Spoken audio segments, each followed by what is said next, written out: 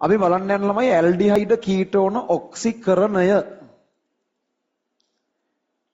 ඒ යටතේ ඕගොල්ලන්ගේ ඔළුවට යන්න ඕන පළවෙනිම කාරණාව තමයි ඇල්ඩිහයිඩ් සාමාන්‍ය විද්‍යාකාර තත්ත්වයටදී ඔක්සිකරණය වෙනවා. කීටෝන සාමාන්‍ය විද්‍යාකාර තත්ත්වයටදී ඔක්සිකරණය වෙන්නේ නැහැ කියන එක. අර මතකද මං කිව්වා පළවෙනි ප්‍රතික්‍රියා 6ටම ඇල්ඩිහයිඩ්ද කීටෝනද කියලා වෙනසක් නැහැ ඔක්කොම එකයි කියලා කිව්වනේ. මම කඩිර ගැහුවේ මෙතනින්නේ 7න්නේ. අපි 5 මග ඇරලා තමයි මේ ඉන්නේ. නමුත් 7නේ දැන් අපි කතා කරන්නේ. අපි ඒතර ඔක්සිකරණ තමයි මේ කතා කර ඉන්නේ. ඒ ඔක්සිකරණ තමයි ළමයි මේ දෙන්න අතර ભેදයක් ඇති කරන පළවෙනි අවස්ථාව. ඒ දක්වා හැමතැනම ඇල්ඩිහයිඩයක් වුණත් එකයි කීටෝනයක් වුණත් එකයි. හැබැයි මෙතන තමයි පළවෙනි වතාවට ඇල්ඩිහයිඩ් කීටෝන කියන එක මත වෙනසක් නිර්මාණය වෙන්නේ. ඇල්ඩිහයිඩ් ඔක්සිකරණය වෙනව සාමාන්‍ය විද්‍යාකාර තත්ත්වයටදී කීටෝන වෙන්නේ නැහැ. අර කීටෝනත් ගොඩාක් ප්‍රබලව නිකන් දහනය කරොත් වගේ හරි නැත්තම් KMNO4 දාලා හින්නට රත් කරොත් වගේ අමුතු තත්ත්වයටදී මොකක් හරි කරලා ඔක්සිකරණය කරගන්න පුළුවන්. නමුත් විද්‍යාකාරයේ සාමාන්‍යයෙන් අපි පාවිච්චි කරන ප්‍රතිකාරක ඒ තත්ත්වයටදී මේක කරගන්න බෑ. අංක 1 කාරණාව ඒක. හරිද? පළවෙනි පොයින්ට් එක ඔළුවේ තියනවනේ. සරලව කියනවා නම් ඇල්ඩිහයිඩ් ඔක්සිකරණය වෙනවා කීටෝන වෙන්නේ නැහැ. කෙටියෙන් ගමුකෝ ඔය හැම එකම හැමතිස්සෙම කී ඉන්න බෑනේ. ඇල්ඩිහයිඩ් වෙනවා කීටෝන වෙන්නේ නැහැ. එච්චර. ඊළඟට ඇල්ඩිහයිඩ් කොහොමද ඔක්සිකරණය වෙන්නේ කියලා බලමු. දැන් එතකොට කීටෝන ගැන කතාවක් නෑ අපිට මේකේ. ඇල්ඩිහයිඩ් ගැන තමයි කතා කරන්න තියෙන්නේ. බලමු ඇල්ඩිහයිඩ් කොහොමද ඔක්සිකරණය වෙන්නේ කියලා. දැන් මෙන්න ඉන්නවා ඇල්ඩිහයිඩ් එකක්. හරිද? මම ඇල්ඩිහයිඩ් කෙටි කරලා යන්න ඇල්ඩිහයිඩ්. මෙයාව ඔක්සිකරණය කරන්න ළමයි අපිට දාන්න පුළුවන් එක එක කට්ටිය ඉන්නවා. අපිට පුළුවන් ආම්ලික KMNO4 වගේ අපි සාමාන්‍යයෙන් පාවිච්චි කරන ප්‍රතිකාරක මේකට දාන්න පුළුවන්. එතකොට මෙයා ඔක්සිකරණය වෙලා එයා යන්නේ කාබොක්සිලික් අම්ලිකට. මේවා මධ්‍යසාරවල රෙඩොක්ස් සටහනේ තිබ්බෑ. අපි තුන්වෙනි දවසේ අර ග්‍රීනාඩ් උගන්වන දවසේ මධ්‍යසාරවල රෙඩොක්ස් සටහන් යටතේ 3ද 4ද මම මධ්‍යසාරවල රෙඩොක්ස් සටහන් යටතේ මේක කතා කරා. 4වෙනි දවසේ වෙන්න ඇති. මේක කතා කරලා තියෙනවා රෙඩොක්ස් සටහනේ අර ඇල්ඩිහයිඩය මෙහෙම ඔක්සිකරණය කරලා කාබොක්සිලික් අම්ලයට යන්න පුළුවන් කියන එක අපි කතා කරලා තියෙනවා. ඒක එකක්.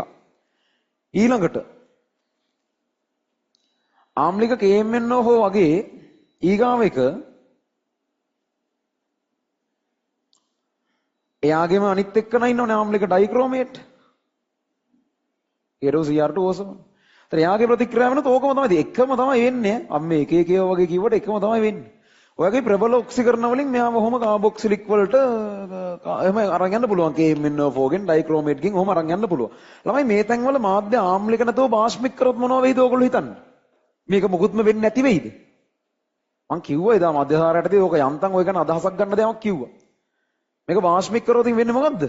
ඕක වෙනවා. හැබැයි උනාට අම්ලය නෙමෙයි කාබොක්සිලික් අම්ලය නෙමෙයි හැදෙන්නේ. එයාගේ මොකක් කරේ මාධ්‍ය වාෂ්මය හිතන්නකෝ NaOH නම් ඉන්නේ. මේ වගේ ලවණයක් හැදෙන්නේ. මොකද වාෂ්මික මාධ්‍යයේදී අම්ලයේ ඉන්න H එක ගැලවිලා යනවා. දැන් මෙතන මාධ්‍ය ආම්ලකින් අවුලක් නැහැ. මෙයාත් කාබොක්සිලික් අම්ලයේ විදිහට H එක තියාගෙන ඉන්නවා.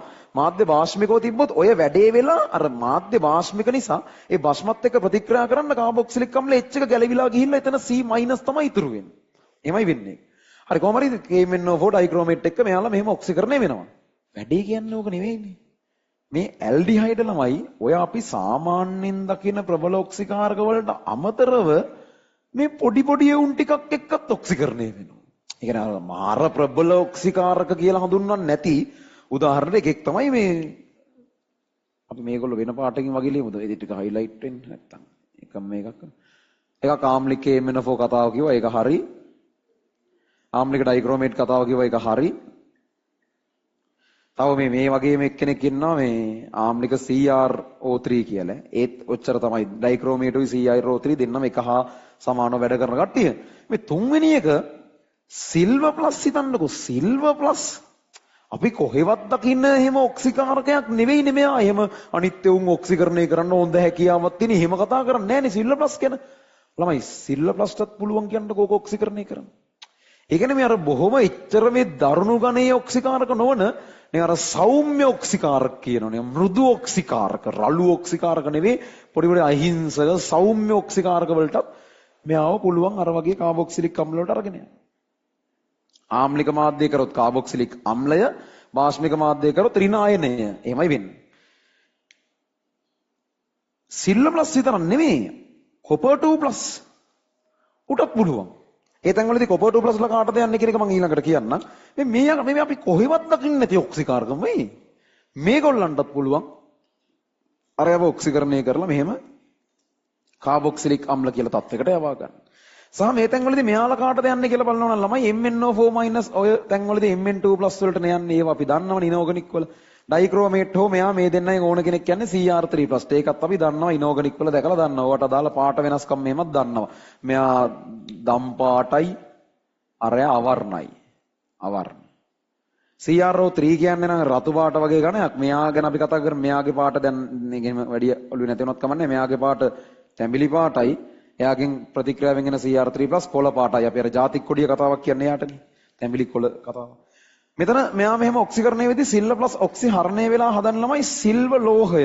සිල්ව ලෝහය තමයි හදන්නේ. ඒතර රිදී පාට තමයි ඉතින් තියෙන්නේ. සිල්ව ලෝහයේ පාට රිදීනේ. ඒක රිදී පාටයි. අපි රිදී පාට කියලා දාමු. නැත්නම් අර දීලිසෙන සුළු අලු පාටක් කියන්නත් පුළුවන් රිදී පාට. කොපර් 2+ ප්‍රතික්‍රියාවෙන් කොපර් ලෝහයට නෙමෙයි යන්නේ. හරිද? මෙයා ප්‍රතික්‍රියාවෙන් ඔක්සි හරණය වෙලා ළමයි Cu2O ට යන්නේ. එහෙනම් මෙතන කොපර්ගේ ධන දෙකනේ තියෙන්නේ. Cu2O වල කොපර් ඉන්නේ ධන 1. Cu2O වල කොපර්ගේ ඔක්සිකරණාංකය ධන 1. ඒතර එයා යන්නේ Cu2O කියලා කෙනෙක් බවට. මේක අවක්ෂේපයක්. මේක ඇවිල්ලා ගඩොල් රතු නැත්නම් රතු දුඹුරු පාට අවක්ෂේපයක්. රතු දුඹුරු නැත්නම් ගඩොල් රතු. ගඩොල් රතු පාට එහෙම නැත්නම් රතු දුඹුරු පාට අවක්ෂේපයක්.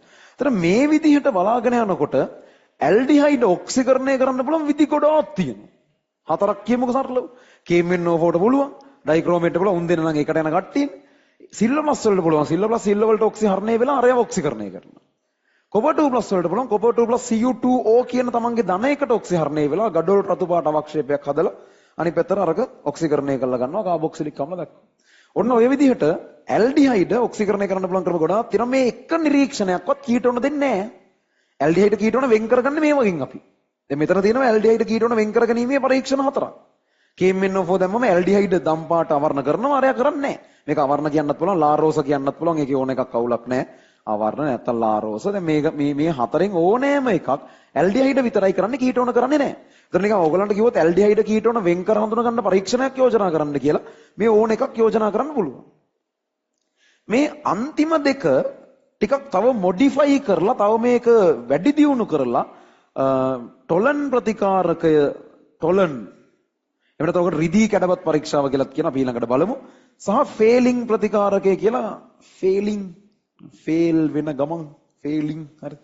ඒ වගේ ෆේලිං ප්‍රතිකාරකය සහ ටොලන් ප්‍රතිකාරකය කියලා ප්‍රතිකාරක දෙකක් විතර මේක තව මොඩිෆයි කරලා නිකන් අමුෙන් නෙමෙයි.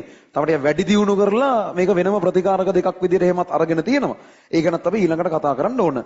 සරලව මම මේ දක්වා කියපු ටික සමරයිස් කරනවා නම් මෙන්න මම ඇල්ඩිහයිඩ් කීටෝන ඔක්සිකරණය කියපු කාරණා ටික අංක 1 ඔයාලගේ ඔළුවේ තියෙන්න ඕනේ. ඇල්ඩිහයිඩ් විතරයි ඔක්සිකරණය වෙන්නේ, කීටෝන ඔක්සිකරණය වෙන්නේ නැහැ කියන එක සාමාන්‍ය තත්ත්වයටදී. දෙවෙනි කාරණාව තමයි ඇල්ඩිහයිඩ් ඔක්සිකරණය කරන්න පුළුවන් ප්‍රබල ඔක්සිකාරක වලටත් පුළුවන්, පොඩි පොඩි දුබල කට්ටියටත් පුළුවන්. එතකොට ඊට ගැලපෙන්න මොන හරි නිරීක්ෂණ හම්බ වෙනවා කියන එක. ඒ කට්ටිය එක එක වශයෙන් කියනවා නම් KMnO4 අවුලක් නැහැ, ක්‍රෝමියම් ලගේ වැඩේ අවුලක් නැහැ, සිල්ව ප්ලස් සාමාන්‍යයෙන් දකින්න නැති සෞම්‍ය ඔක්සිකාරක, එච්චර ප්‍රබල නොවන ඔක්සිකාරක, කොපර් 2+ ඒගොල්ලන්ටත් පුළුවන් එයාලගෙන් හම්බ වෙන අතුරුඵල ඉඳන් දැනගෙන ඉන්නත් ඕන අපි. අපි ඊට පස්සේ මේ ටොලන්ගේ පොඩි විශේෂ දෙයකුයි ෆේලින්ගේ පොඩි විශේෂ කියන්නේ කවුද මේ හරියටම ටොලන් කියන්නේ, කවුද හරියටම ෆේලින් කියන්නේ කියන එක වෙනම බලන්නත් ඕන. හරි. ওই ටික තමයි මේ මුලින්ම කියන්න තියෙන්නේ. දැන් ඔයාලගේ ටියුට් එකේ පිටු අංක 6 පල්ලෙහින් දීලා තියෙනවා ඇල්ඩිහයිඩ් හා කීටෝන ඔක්සිකරණය කියන අනුමාත්‍රිකාවක්. ඒ යටතේ පොඩි ඡේදකින් මම ඔය කියපු දේවල් ටික විස්තර කරලා තියෙනවා. ඒ ඡේදය ඕගොල්ලෝ ගෙදරදී කියව ගන්න. අපිට පොඩ්ඩක් වෙලාවේ මදවීමක් තියෙන නිසා අපි ඡේදය දැන් කියවන්න යන්නේ නැතු වෙමු. ඔතන අර මම කතා කරපු සිද්ධිය තමයි තියෙන්නේ. ඇල්ඩිහයිඩ් වෙනවා, කීටෝන වෙන්නේ නැහැ. ආදී වශයෙන් ඔය කතාව තමයි තියෙන්නේ. එතන පල්ලෙහා තියෙන ඉඩකඩේ මෙන්න මේ මම ඇඳලා තියෙන chart එක දාගන්න. ඔය බෝඩ් එකේ තියෙන සමස්ත සටහන එතන පල්ලෙහා තියෙන ඉඩකඩේ දාගන්න. නේද? 6 වෙනි පිටුවේ පහලින් තියෙනවනේ ෂේප් එකේ ඉඩක්. ඒකේ ඕක දාගන්න.